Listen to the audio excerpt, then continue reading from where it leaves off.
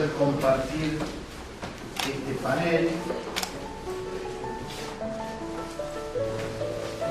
que va a tener dos partes. En esta primera parte va a estar el doctor Roberto Castellano, el doctor Mario Caponeto, el doctor Rafael Brady O'Bey y el profesor Claudio Mallerero.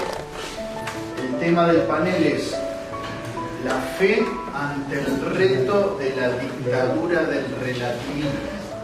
Ese es el tema, que nos parece como el tema más urgente que nos enfrentamos.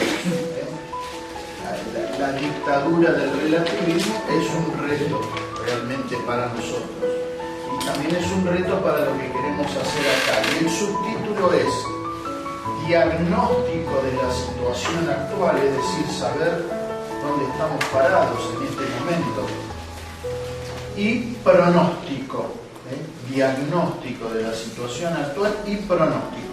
Pero bueno, la idea es que todo el trabajo de diálogo que va a haber a la tarde hoy, que es ver cómo plasmamos algo concreto, va a utilizar este momento de iluminación también para discernir qué hay que hacer. Todo el trabajo de la tarde, que es diálogo, y ideas y ponernos de acuerdo o no, a utilizar este momento como la base del trabajo que haremos posteriormente. Pero muy bien, quedamos entonces en manos de ustedes. No sé quién quisiera iniciar. Doctor, muy bien. Me hace acordar de dos sobrinos míos, uno mayorcito y otro en la cuna. El de la cuna trataba de hablar y el mayor, que tenía ya 4 años, le dice: no te molestes mucho en hablar, cuando sepas hablar te van a decir que te calles.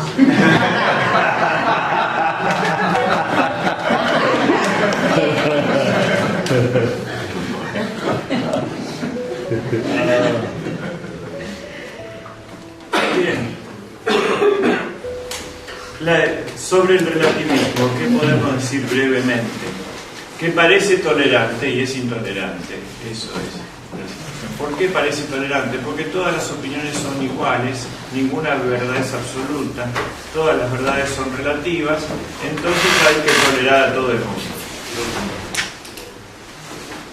Eso transforma todo en subjetivo y no hay un marco moral objetivo.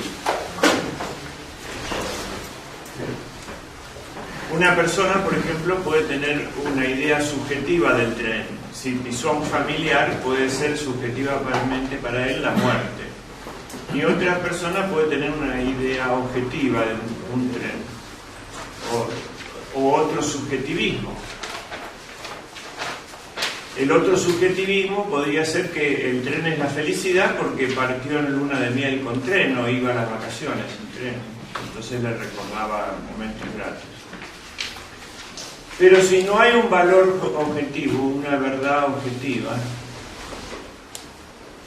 y esta es que el tren es un medio de transporte válido para las dos subjetividades, no nos podemos entender. Y como tenemos que convivir, ¿quién resuelve cuál es la norma común cuando no es el marco moral objetivo? Lo resuelve la fuerza. Es decir, que ahí es donde el subjetivismo se vuelve totalitario. ¿No es cierto? Y en el caso el problema nuestro es que en materia de religión y de costumbres teníamos la cátedra de la certeza, pero ahora la duda se ha sentado en la cátedra de la certeza. Y lo importante es lo siguiente para describir el drama actual. ¿Cuál es el mandato moral en el caso de duda? El que está en la naturaleza humana es este: en la duda abstente. En cambio, la tiranía del relativismo lo que pretende es, en la duda procedo, quiero mandar desde la duda y quiero gobernar desde la duda. Bueno, si uno duda, puede ser que tenga una duda, pues váyase a un rincón, sáquese la duda primero y después párese enfrente de los demás para decirle lo que tiene que hacer. Ahí tenemos otro aspecto.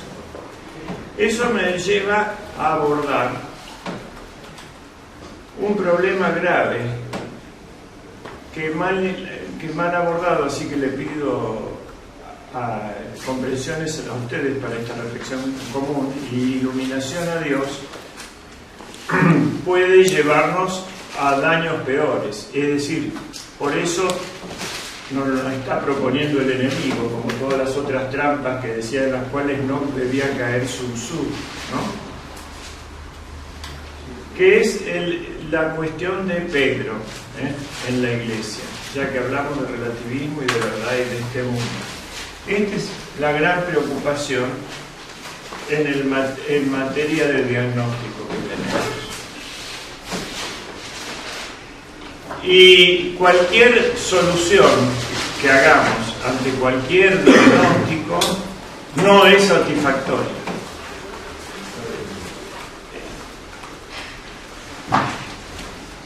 Entonces, lo primero que hay que caracterizar en esta situación, o señalar, es que el tema nos excede.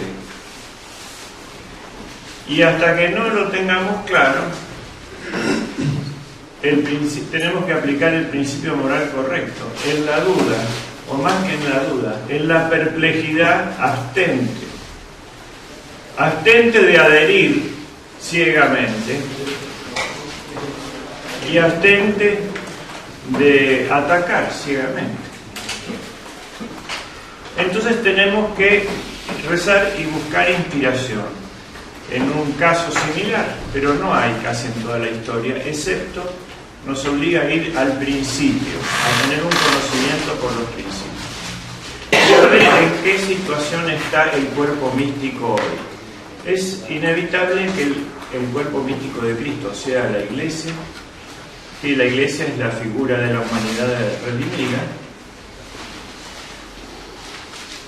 Tiene que seguir la historia de su cabeza, que es Cristo. Entonces, pues, nuestro primer diagnóstico es que estamos frente a Cristo, pero de Cristo en la cruz. Es decir, que lo que nos toca vivir a nosotros es la pasión del cuerpo místico de Cristo. Estamos en este momento. Y Cristo ha establecido la misa, que es un tema central de todas las preocupaciones, y la Eucaristía, el día anterior, el Jueves Santo. Y ahí dice, haced esto en memoria mía. También ha establecido y ha anunciado, para realizar el día siguiente, la figura de la Iglesia, la nuestra también en este momento. Semejante es el reino a una mujer parturienta. Es la segunda vez que lo dice la Biblia. La primera era en el Génesis, y acá lo dice el mismo Dios. Esta mujer que tiene dos aspectos. Uno, que está sufriendo los dolores del parto, ¿no? Y otra, que está contenta en medio del sufrimiento, o tranquila, o firme, porque va a dar a luz a un hijo en medio del dolor. Es decir, este es el misterio nuestro actuando. Estamos frente a una intervención divina, la máxima, la de la cruz, y la resurrección posterior, donde se va a establecer el reino que ya vino predicado 3 años, ¿no? Y es una cuestión terriblemente dolorosa, pero terriblemente esperanzada también. Ahí está. En este primer momento, que solo lo transmite Juan, del discurso de despedida, de la institución del sacerdocio, el misterioso caso de la mujer parturienta, que tendrá todavía 2 momentos más, el de a pie de la cruz y el de la mujer vestida de sol en el Apocalipsis, en los tiempos finales, es parte todo de un mismo misterio, porque son inseparables ya el misterio de Cristo y el misterio de la Virgen y el misterio de la Iglesia.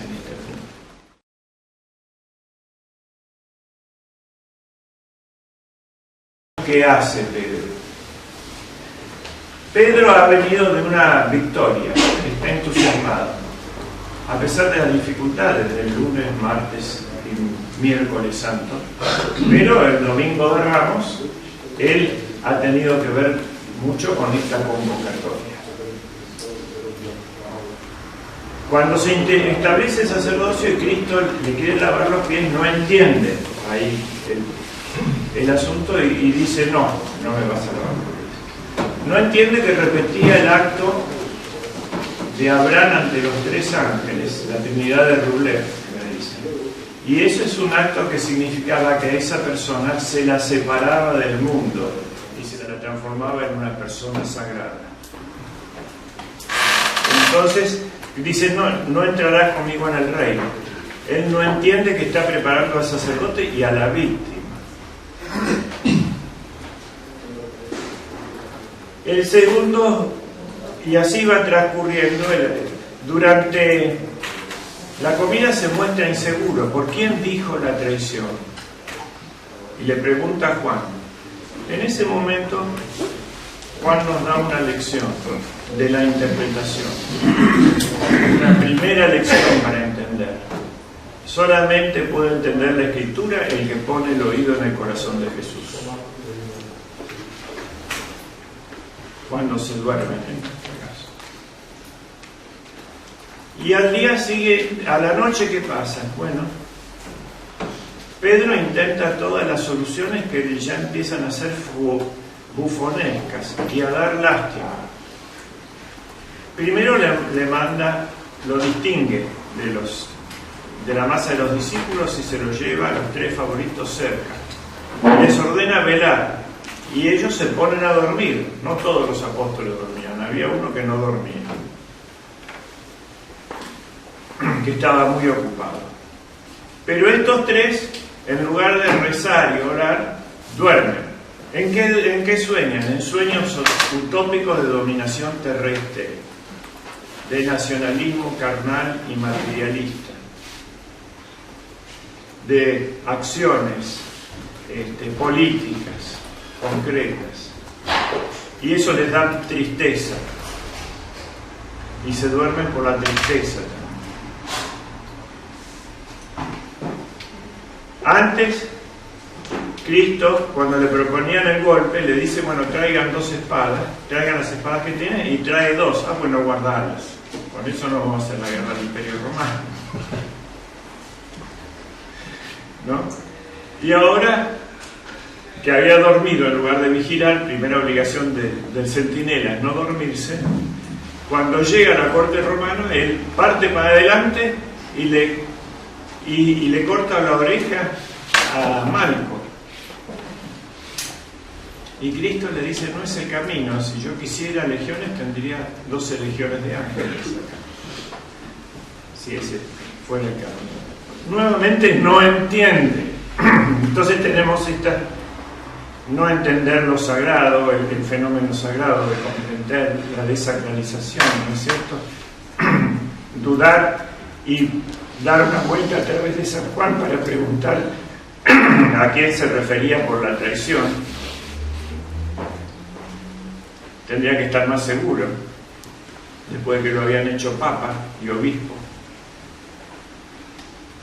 Y después, todavía no desaparecen estas intervenciones ridículas de Pedro, ¿no? Sigue con San Juan a la turba del que ha aprendido a Cristo hasta el patio del sumo sacerdote. Y ahí, ¿qué hace? ¿Da testimonio de Cristo o se queda callado? Como debemos quedarnos nosotros hasta que salgamos de la perplejidad. Porque tenemos que seguir a San Juan, habíamos dicho. San Juan no habla, Pero Pedro entra en grandes negociaciones ecuménicas con la sirvienta de Caifás. No sabemos bien de qué habrán hablado, tal vez de la Open Society o del capitalismo inclusivo, ¿no? Pero él estaba muy ilusionado con esas gestiones políticas antes de que el gallo cante 2 veces, me negarás 3 veces. Y cuando Cristo canta 3 veces, Pedro se da cuenta y sale Cristo y lo mira. Y ahí tenemos que respetar a Juan. El problema de Pedro es un problema entre él y quien él representa. Y nosotros, ¿qué tenemos que hacer? Mirarlo como en la misma mirada de Cristo y sin decir una palabra, porque Dios se va a manifestar. ¿Qué tenemos que hablar nosotros? Y para que se manifieste es necesario que demos un gran aporte, un aporte que se sienta en todo el mundo, el silencio. Porque la palabra brota del silencio. Del ruido sale nada más que ruido. Entonces va a hablar Dios, entendamos eso. Y Él va a actuar y va a actuar severamente. Por ahora con una mirada que espero que no sea la que me mande a mí o a nosotros llegado al mundo. Nos miró profundamente y Pedro salió ahí. Terminaron las negociaciones diplomáticas con la sirvienta de Caifás y salió a llorar afuera. Y luego viene el Viernes Santo y Pedro no está.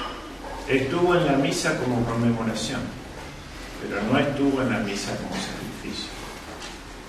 Y ningún apóstol excepto Juan. Por eso no se entiende la misa, es la conmemoración, es memoria, así como dicen los protestantes y los anglicanos. Pero es sacrificio. Y empiezan los decretos del rey, empieza la gran intervención divina con los 7 decretos que son la palabra de la cruz, que no veremos todo en homenaje de la brevedad, pero lo que interesan a esta explicación. El primero, Cristo Redentor, perdónalos, porque no lo saben lo que hace. No es cualquier perdón, es el perdón dado a sus asesinos, que nos representan a todos nosotros. En el momento que lo están matando. El segundo es el Cristo sacerdote que abre las puertas del cielo.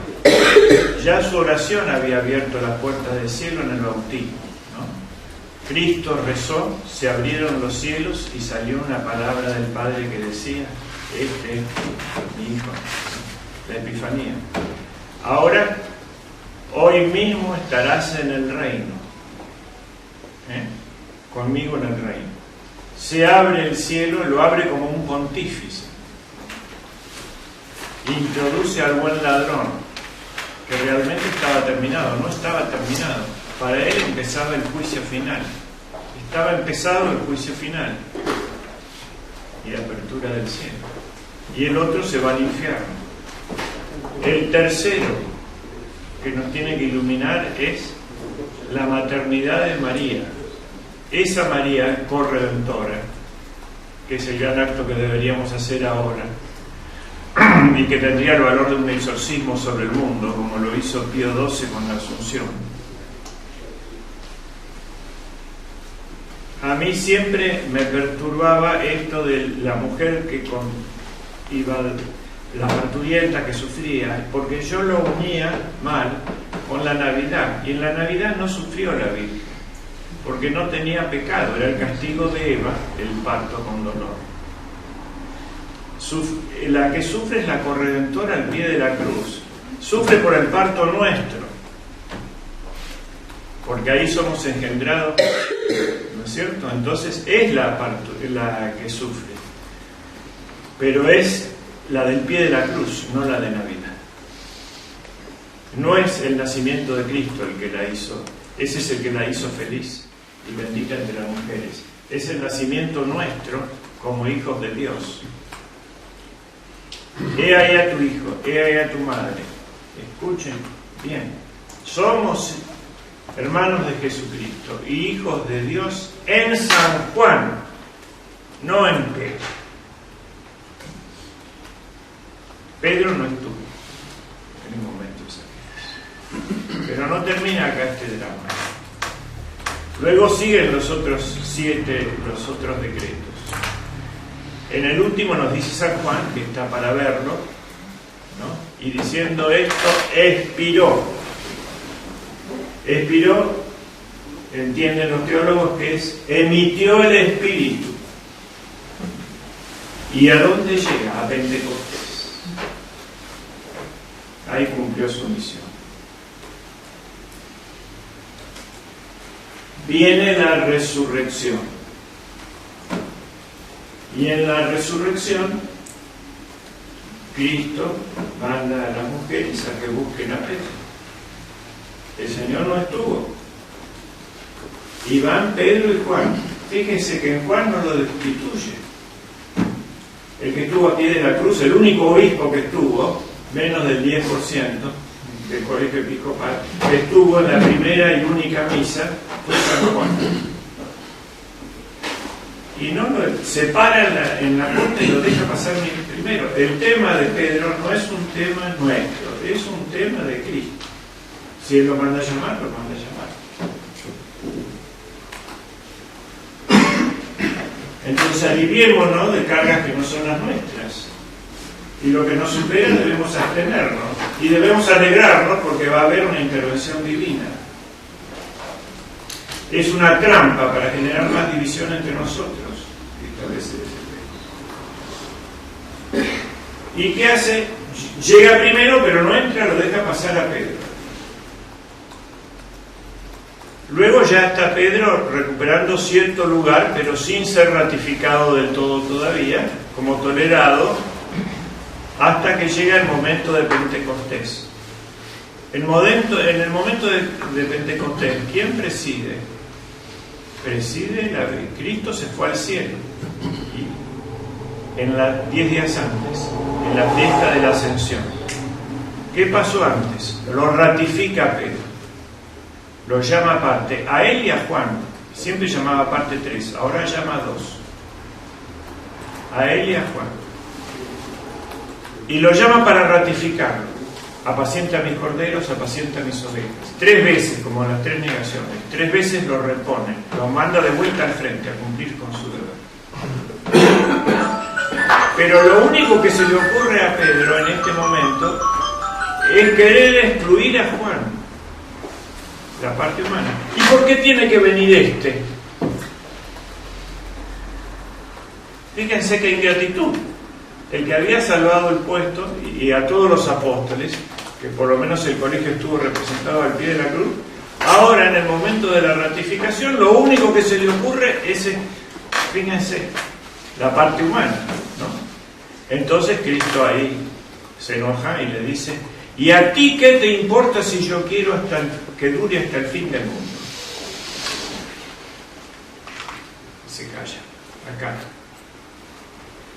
Y dura hasta el fin del mundo. Porque en el Apocalipsis lo arrebatan al trono de Dios y ve todo el fin del mundo. ¿Y qué es el fin del mundo? La última misa. La apertura de los 7 sellos es la liturgia de la palabra. Y las bodas del Cordero es la liturgia eucarística. Es la última vista del final.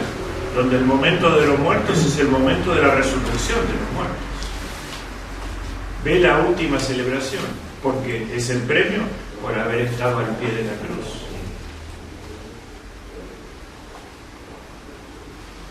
Entonces lo tenemos a Pedro repuesto y celoso. Y a la Virgen María presidiendo la reunión de Pentecostés hasta que baja el Espíritu Santo. ¿Por qué preside la Virgen? El Espíritu Santo tiene muchas figuras, la paloma, el fuego, pero la principal es la Virgen, porque es llena de gracia y concibió por obra y gracia del Espíritu Santo. Pentecostés es un acto mariano, donde Pedro está en el oficio y va a tener un papel muy importante, pero después del descenso del Espíritu Santo. Eso era lo que le faltaba a Pedro. la confirmación del Espíritu Santo. Ese era el visto. Entonces ahí cumple. Sale Pedro y convoca a la multitud que no entienden en todas las lenguas. Los 5.000 que debieron haber estado al pie de la cruz están en Pentecostés.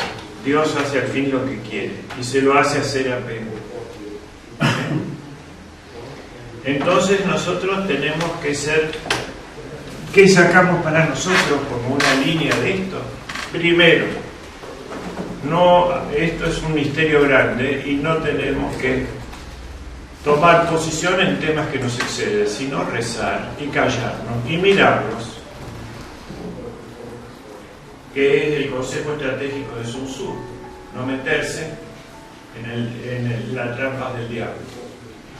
Segundo, mantenernos fieles al pie de la cruz, a la misa como sacrificio, no solamente como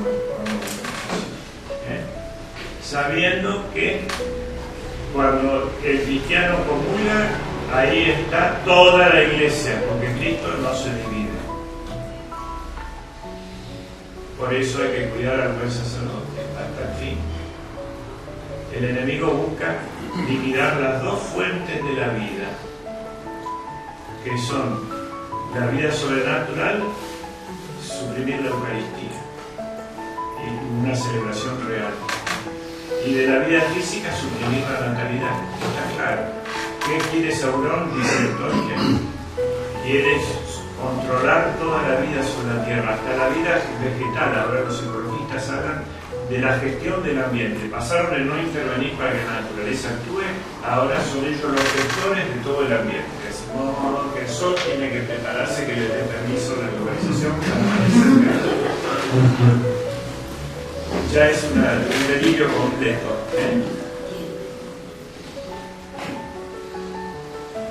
Por lo tanto, esto es lo que quería proponer para el cuadro diagnóstico de la situación y para poder enderezar nuestra acción en los temas sagrados, que son los temas principales. ¿No es cierto? Esta es mi opinión. Y nos salva, por lo menos, de entrar en una discusión interminable por la formación que hemos tenido, que ahora en estos aspectos entran en crisis porque se encuentran ante hechos no pensados por nuestros padres, ¿no? Y podemos darle un nombre a esto, que es la Iglesia Mariana o la Iglesia Juánica. Y cuando Pedro vuelva y Dios lo ratifique, tenemos que estar listos para obedecer también, porque a Él le corresponde eso. Bueno, gracias.